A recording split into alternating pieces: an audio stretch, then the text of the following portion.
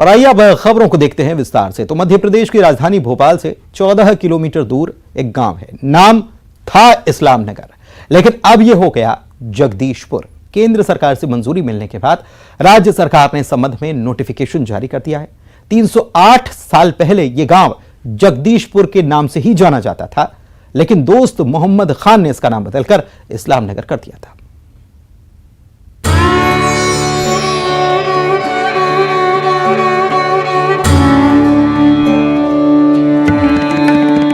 भोपाल से 14 किलोमीटर दूर ऐतिहासिक धरोहर को समेटे है खूबसूरत गांव। 17वीं शताब्दी में बने किले को देखने यहाँ देश दुनिया के लोग पहुंचते हैं। बुधवार तक इसका नाम इस्लाम नगर था, लेकिन अब ये फिर अपने पुराने नाम जगदीशपुर से पहचाना जाएगा। केंद्र सरकार से गांव का नाम जगदीशपुर करने की मंजूरी के बाद राज्य सरकार ने भी नोटिफिकेशन जारी कर गांव का नाम बदल दिया। इतिहास के मुताबिक औरंगजेब की सेना के भगोड़े सैनिक दोस्त मोहम्मद खान ने 308 साल पहले इसका नाम इस्लाम नगर किया था। 1715 में दोस्त मोहम्मद खान ने जगदीशपुर पर आक्रमण किया, लेकिन उसे सफलता नहीं मिली। बाद में राजपूत राजा को धोखे से भोज के लिए बुलाया और रात में अचानक हमला कर खून की नदियां बहा दी। इस धोखे के बाद जगदीशपुर पर दोस्त मोहम्मद खान ने कब्जा कर लिया और उसका नाम बदलकर इस्लाम नगर कर दिया। 30 साल की कवायद के बाद इस जगदीशपुर को अपना नाम तो वापस मिल गया है, लेकिन राजनीति तेज हो गई है। कांग्रेस ने बीजेपी पर नाम बदलने की सियासत करने का आरोप लगाया है। जिस स्थान का नाम बदलते हैं, यदि आप वहां जाकर देखें तो न सड़क है, न बिजली है, न पानी है। ऐसी स्थिति में नाम बदलकर सरकार क्या जाहिर करना चाहती है? मुझे लगता है ये भारतीय जनता पार्टी की सरकार की रणनीति और ये राजनीति है। उधर बीजेपी ने कांग्रेस की नाराजगी को मुगलों का प्रेम बताया है। बड़े आश्चर्य की बात है कि कांग्रेस को इस नाम बदलने पे आपत्ति है। उसको इस्लाम नगर नाम से प्रेम है, जगदीशपुर नाम से प्रेम नहीं है। सभी जानते हैं कि किस प्रकार धोखे से राजपूत सम्राट की हत्या की गई थी। उसके बाद भी कांग्रेस तुष्टीकरण की राजनीति के तहत उस नाम को बदलने का विरोध कर रही है। कांग्रेस का शुरू से काम रहा है, उसको मुगल शासक प्रेम पसंद है और मुगल शासक के नाम पे जितने भी नाम रखे गए सब प्रिय है। इसलिए इस नाम बदलने की राजनीति को इसको राजनीतिक करार दे रहे हैं और इसका विरोध कर रहे हैं।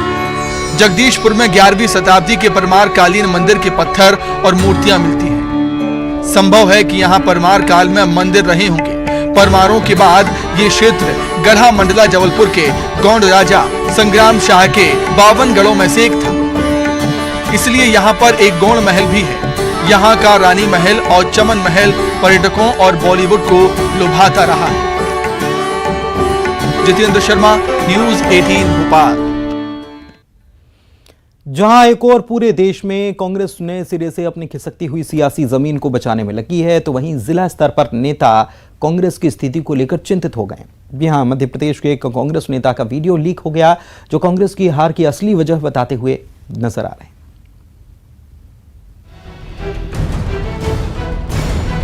प्रभारी तो हमारे यहाँ सिलीगुड़ी आसाम तक से आए और मछली भात खाकर चले गए। ये वीडियो रीवा नगर निगम के महापौर अजय मिश्रा बाबा का है। सोशल मीडिया पर लीक होने के बाद ये वीडियो तेजी के साथ वायरल हो रहा है। वीडियो में महापौर कांग्रेस नेताओं को एकजुट होने की नसीहत देते हुए दिखाई दे रहे हैं। इतना ही नहीं, कांग्रेस नेता अजय मिश्रा ने रीवा में आए कांग्रेस के पूर्व प्रभारी नेताओं की कार्यप्रणाली पर ही सवाल खड़े कर दिए हैं। कांग्रेस नेता और महापौर अजय मिश्रा बाबा ने कहा कि रीवा में प्रभारी तो आए, लेकिन कहीं उन लोगों ने संगठन को एक करने की कवायद नहीं की, सिर्फ कानाफूसी की। प्रभारी तो हमारे यहाँ सिलीगुड़ी आसाम तक से आए और मछली भात खाकर चले गए, पर कभी उन लोगों ने संगठन को एक करने की कवायद नहीं की।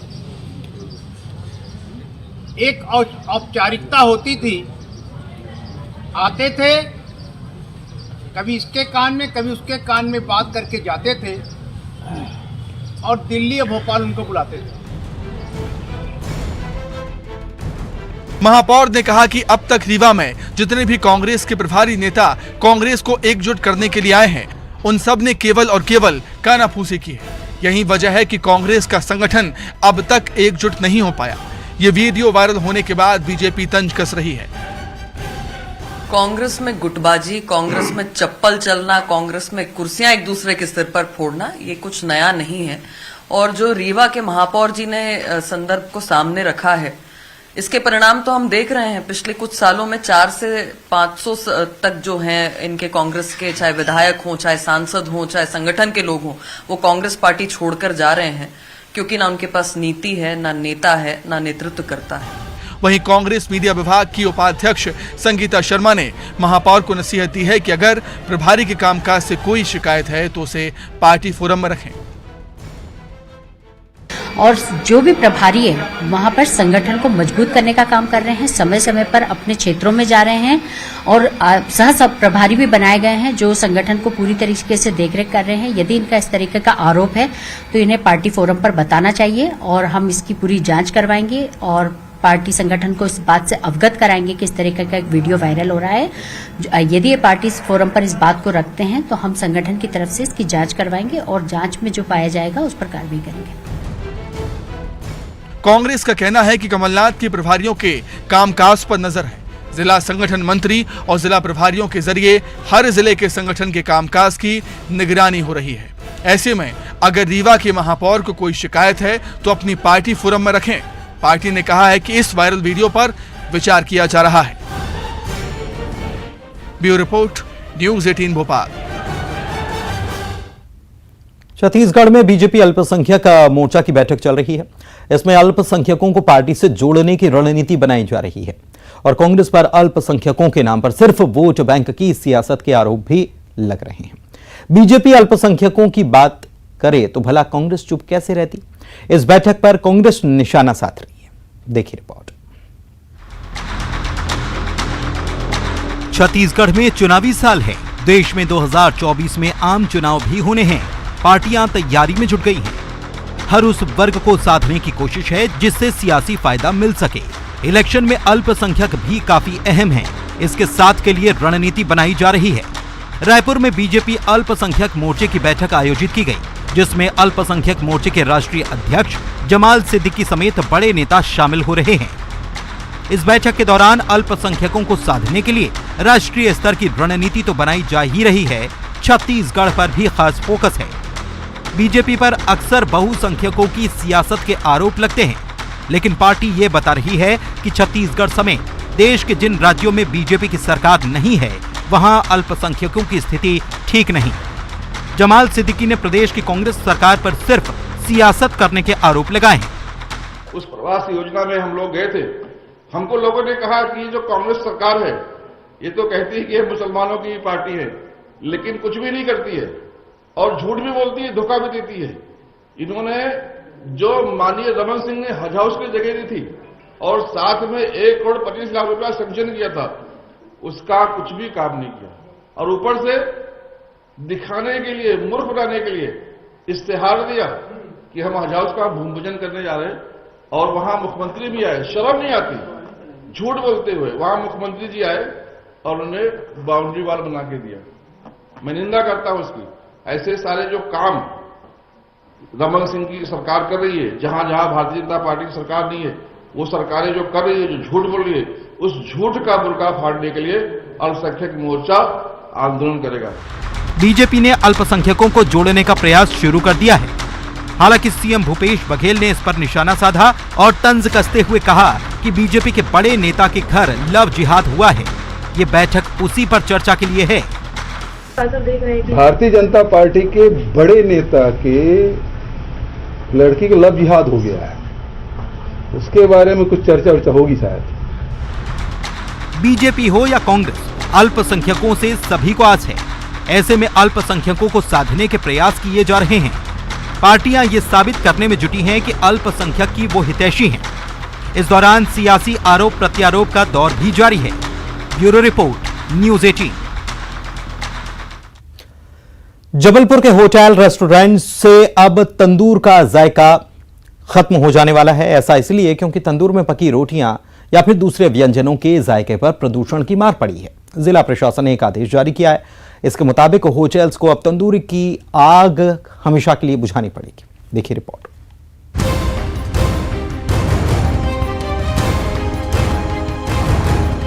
जबलपुर में तंदूर का स्वाद अब एक जायकेदार याद बनकर रह जाएगा। तंदूरी नान का नाम सुनकर स्वाद भरी मुस्कान नहीं आएगी। तंदूरी रोटी की तलाश में टाइम खोटी करने का फायदा नहीं होगा। ये बातें खाने के शौकीनों का दिल बैठा सकती हैं, लेकिन जो होना है तय है। उसे हकीकत के आईने से देखना ही मुनासिब होगा। जी हां, जबलपुर जिला प्रशासन ने अल्टीमेटम जारी कर दिया है। अब होटल और रेस्टोरेंट्स को तंदूरी की आग हमेशा के लिए बुझानी होगी। शहर के 50 से ज्यादा होटल के मालिकों को नोटिस जारी कर दिया गया है। आदेश है पारंपरिक तंदूरी के बजाय एलपीजी या इलेक्ट्रॉनिक तंदूर का इस्तेमाल किया जाए। इस बड़े फरमान के पीछे की वजह है प्रदूषण। पॉल्यूशन कंट्रोल बोर्ड की त्रैमासिक बैठक में कमिश्नर सर ने निर्देश दिए हैं कि होटल में जहां तंदूर का उपयोग किया जा रहा है उसकी जगह दूसरे विकल्प तलाश करें। होटल वालों कोयला और लकड़ी का उपयोग कम से कम करें या धीरे धीरे प्रचलन में लाकर बंद करें। खाद्य सुरक्षा अधिकारी के निर्देशों का पालन न करने पर 2 से 5 लाख तक के जुर्माने का प्रावधान है। अभी हम होटल वालों का मीटिंग भी बुलाकर उनको जो आने वाली दिक्कतों के बारे में विचार विमर्श करें। अग्रिम आगामी बैठक में हम कमिश्नर सर के सामने उनका पक्ष रखेंगे। इससे तंदूरी रोटी में जहाँ तक हमको ज्ञान है कि कार्बन डाइऑक्साइड भी आती है, तो खाने के हिसाब से भी नुकसान है और प्रदूषण के नजरिए से भी नुकसान है। प्रशासन के फरमान से होटल कारोबारी निराश हैं। उनका कहना है कि इलेक्ट्रिक और गैस तंदूर की रोटियों में वो स्वाद नहीं मिलेगा जो तंदूर की भट्टियों से निकली रोटियां देती हैं। इसके अलावा इलेक्ट्रिक और गैस तंदूर से आर्थिक नुकसान भी होगा। प्रदूषण के कारण सरकार उसको बैन कर रही है, लेकिन ये जो अपन ने कुछ समय इलेक्ट्रॉनिक भी चला के देखा है। अब इलेक्ट्रॉनिक में ये रहता है कि बिजली का भी उपयोग होता है, उसमें गैस का भी उपयोग होता है। तो उसमें प्रॉपर ये रहता है कि जैसे हम लोग उस पर कारीगर रोटी बनाता है, तो जैसे अब 10 रोटी निकाल रहा है तो उसमें से 4 रोटी गिर जाती हैं, 6 रोटी उस पर बन पाती है। और इसमें क्या है, अपना ये पुरानी परंपरा से जो तंदूर ये जलता आया है, लोग शौकिया तौर पे इसको खाते हैं। रोटी को हर घर में तवा रोटी बनती है, लेकिन हमारे होटलों में क्या है, तवा के अलावा तंदूरी रोटी भी मिलती है। तो तंदूरी रोटी में क्या है, जो हीट जो रहती है वो अपन को क्या है, उस चीज़ कोयले से ही मिलती है या लकड़ी से ही मिलती है, तब जाके प्रॉपर वो रोटी सिक पाती है। अगर इलेक्ट्रिक का उपयोग करेंगे तो उसमें बहुत ज़्यादा नुकसान होगा। और प्रशासन ने इस पर जो कदम उठाया हुआ, हमें न्यूज़पेपर के माध्यम से जानकारी लगी है कि जो इसमें प्रदूषण हो रहा है, तो उसका कोई ना कोई वैकल्पिक हम लोग को भाई रास्ता मिले तो अपन इस पर वो करेंगे। हालांकि प्रशासन ने अभी सख्ती नहीं की है, लेकिन खाद्य सुरक्षा विभाग निगरानी के लिए अलर्ट है। नियमों का पालन नहीं करने वालों पर मोटे जुर्माने का प्रावधान है। दरअसल इस आदेश के पीछे प्रशासन की दलील है कि तंदूर में इस्तेमाल होने वाले कोयले और लकड़ी के धुएं से प्रदूषण तो फैलता ही है, साथ ही तंदूरी रोटियों में कार्बन डाइऑक्साइड की मात्रा ज्यादा होती है, जो सेहत के लिए हानिकारक है। प्रतीक मोहन अवस्थी, न्यूज़ 18, जबलपुर। छत्तीसगढ़ में शिक्षा को लेकर रायपुर के तमाम दावे दूर दराज के गांवों में कैसे दम तोड़ देते हैं, इसकी कई खबरें आपने देखी हैं। लेकिन अपनी नौकरी को किराए पर रख देने का मामला यकीनन हैरान कर देता है। हालांकि न्यूज़ 18 की खबर ने जिम्मेदारों को बाखबर किया, जिसके बाद आरोपी शिक्षक पर एक्शन हुआ।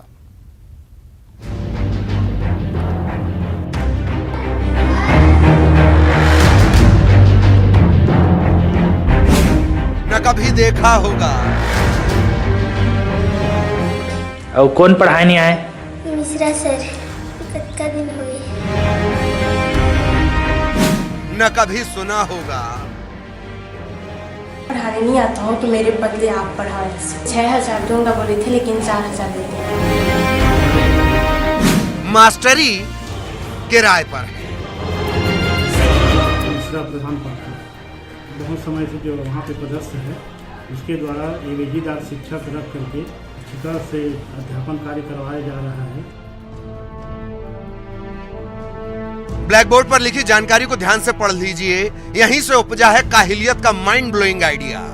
टेबल, कुर्सी, पंखा, थाली, पंडाल, मकान, दुकान और चीजें तमाम आपने भाड़े पर लेती और देती देखी होंगी। पहली बार जान लीजिए कि मास्टरी की नौकरी भी किराए पर चढ़ाई जाती है। ब्लैक बोर्ड पर ध्यान से देख लीजिए, समीर कुमार मिश्रा, BSc D.Ed और इस स्कूल के प्रधान पाठक। लेकिन मजाल है कि बच्चों ने इन्हें कभी पढ़ाते या स्कूल आते जाते देखा हो। भविष्य बनाने आए बच्चे तो बहुत दूर की बात है। स्कूल की कुर्सी, टेबल, बोर्ड तक तरस गए हैं कि प्रधान पाठक आए और इन्हें कृतार्थ करें। लेकिन मजाल है कि साहब के दर्शन हो जाएं। कसडोल विकासखंड के देवगांव में आता है आदर्श प्राथमिक शाला देवरूम। नाम में 2-2 देव हैं, लेकिन कारनामे दानव सरीखे। प्रधान पाठक समीर कुमार मिश्रा 1 दिन 2 दिन नहीं बल्कि पूरे 7 महीने से गुमशुदा की हद तक गायब हैं। कभी कभी आते हैं, वो भी चरण धूल देने, पढ़ाने या जिम्मेदारी निभाने नहीं। लेकिन ठहरिए, हैरानी अभी बाकी है। साहब ने अपनी नौकरी को 4000 प्रतिमाह में किराए पर दे रखा है। मैं शासकीय प्राथमिक शाला देरो में पढ़ा रही हूँ। आपको यहाँ किसने पढ़ाने के लिए रखा है? मेरे को समीर कुमार मिश्रा सर ने रखा है। यहाँ कितने माह से आप पढ़ा रहे हैं? मैं यहाँ 7 माह से पढ़ा रही हूँ। क्या बोल के रखा गया है? कि मैं पढ़ाने नहीं आता हूँ तो मेरे बदले आप पढ़ाओ ऐसे बोल के। आपको कितना पैसा वैसा देने की भी बात कही है क्या? हाँ बोले थे 6000 दूंगा बोले थे, लेकिन 4000 देते हैं। तो जो समीर मिश्रा यहाँ के जो प्रधान पाठक है वो आते हैं स्कूल के नहीं आते हैं? वो बीच बीच में कभी कभार आते हैं। जी सही सुना आपने, किराए पर नौकरी और किफायत का ख्याल। 6000 बोलकर 4000 देते हैं प्रधान पाठक। बच्चे भी तरस गए हैं कि प्रधान पाठक कभी आकर एकाध पाठ पढ़ाएं तो वो भी तर जाएं। तुम्हारा कौन कौन पढ़ाया थे स्कूल में? दिवांगन सर और रूपाली दीदी। और कौन पढ़ाए नहीं आए? मिश्रा सर। कतेक दिन हो गए नहीं आते? कतका दिन हो गए। जिला शिक्षा अधिकारी के जवाब की मासूमियत से आपका दिल बाग बाग हो जाएगा। बहुत समय से जो वहाँ पे पदस्थ है उसके द्वारा एवजीदार शिक्षक रख करके एक शिक्षिका से अध्यापन कार्य करवाया जा रहा है, जो कि गलत है। क्योंकि वो जो है शिक्षक का दायित्व है कि पढ़ाई करवाना, जबकि उनके द्वारा जो है एवजीदार शिक्षक रख करके और पूरा प्रत्येक माह का वेतन जो है ले रहा है। बारे में मैंने विकासखंड शिक्षा अधिकारी को निर्देशित किया है कि जो उसको जांच करके प्रतिवेदन दे, ताकि जो है उनके ऊपर निर्धारित नियमानुसार। ठोकिए ताली। कितनी हैरत की बात है कि सूबे का शैक्षणिक सत्र ही करीब 240 दिनों का होता है, उसमें से भी कोई पिछले करीब 200 दिनों से नियमित नहीं। और साहब कह रहे हैं कि जांच करेंगे। इन्हीं जांचों के नाम पर चली जा रही है शिक्षा। क्योंकि जांच होती तो अपनी नौकरी, अपनी जिम्मेदारी, अपनी मास्टरी भाड़े पर चढ़ाने की हिम्मत होती भला। बलौदा बाजार से योगेश यादव की रिपोर्ट, न्यूज़ 18।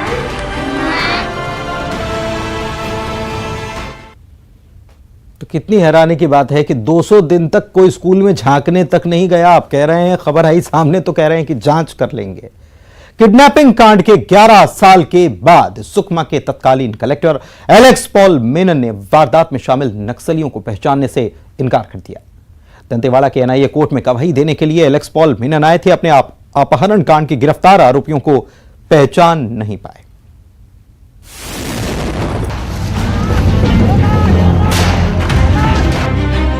देश की बड़ी नक्सल वारदातों में से एक तत्कालीन Sukma collector Alex Paul Menon अपहरण कांड के 11 साल बाद आरोपियों को दंतेवाड़ा की एनआईए कोर्ट में पेश किया गया।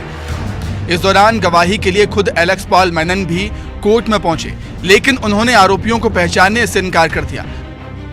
कोर्ट में उन्होंने कहा कि घटना काफी पुरानी है, इसलिए आरोपियों को अब नहीं पहचान पाऊंगा। 21 अप्रैल 2012 को सुकमा के तत्कालीन कलेक्टर एलेक्स पॉल मेनन को माओवादियों ने अगवा कर दिया था। 13 दिन तक एलेक्स पॉल मेनन को माओवादियों ने कब्जे में रखा। माओवादियों ने मेनन की रिहाई के लिए सरकार के सामने कुछ शर्तें रखी थी। सरकार ने मामले में मध्यस्थता करने के लिए भाकपा नेता मनीष कुंजाम, डॉक्टर ब्रह्मदेव शर्मा सहित कुछ अहम लोगों को लगाया था। मध्यस्थता के बाद माओवादियों ने एलेक्स पॉल मेनन को रिहा किया।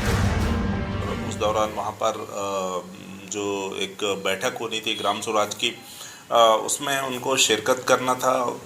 वो वहाँ पहुँचे भी और जिस तरीके से नाटकीय अंदाज में नक्सली उनको वहाँ से उठा कर ले गए, उसको लेकर के सरकार को भी काफ़ी किरकिरी सुननी पड़ी। और ये घटनाक्रम लगातार 12-13 दिनों तक सुर्खियों में रहा। उनके अपहरण के बाद उनको छुड़ाने के कई तरह के प्रयास किए गए, कई लोगों को मध्यस्थ बनाने की कोशिश की गई। इस दौरान नक्सलियों के भी पत्र प्राप्त हुए और बड़े नाटकीय अंदाज में जिस प्रकार से उनकी रिहाई हुई।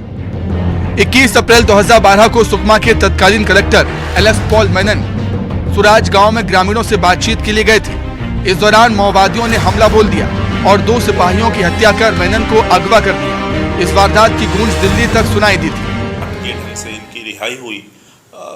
कहीं ना कहीं इस मामले को लेकर के लोगों के मन में संदेह का तो एक मतलब वो था, बीज तो था कि भाई ये कैसे हो रहा है, किस प्रकार के हो सकता है, ये मतलब एक इत्तेफाक ही रहा हो।